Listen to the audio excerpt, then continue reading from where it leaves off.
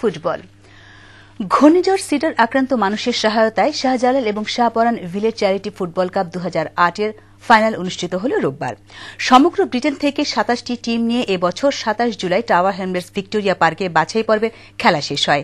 Mile End স্টেডিয়ামে অনুষ্ঠিত final ম্যাচে ব্রুমলি বাই বো ফুটবল ক্লাব বিউমেন্ট অ্যাথলেটিক ফুটবল ক্লাবকে 5-1 গোলে হারিয়ে জিতে নিয়েছে শিরোপা। বিস্তারিত জানাচ্ছেন আমাদের রিপোর্টার হাসান হাফিজুর রহমান, ক্যামেরায় ছিলেন জাহিদ হোসেন ভূঁইয়া।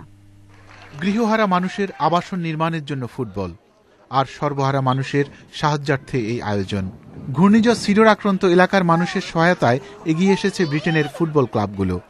চ্যানেলস এবং মুসলিম এইডের গৃহ নির্মাণ প্রকল্পের কাজকে এগিয়ে নিতে সহায়তা দিয়েছে বাংলাদেশ ফুটবল ফেডারেশন। তারুণ্যের শক্তিকে মানবতার জন্য ব্যবহার করেছে তারা।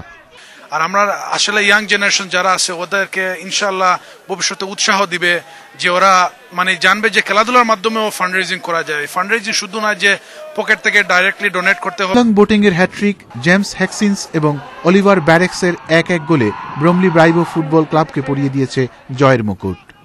অপরদিকে হ্যার্নো হ্যাসিংসের 1 গোলে মিউমেন্ট অ্যাথলেটিক ক্লাব শুধুমাত্র অস্তিত্বের প্রমাণই রক্ষা করতে পেরেছে। This is the first goal we conceded today, and it was great. Fantastic moment for the club. তবু সবার মধ্যে দারুণ উত্তেজনা, কারণ এটি ছিল গতানুগতিক ধারার বাইরের ফুটবল।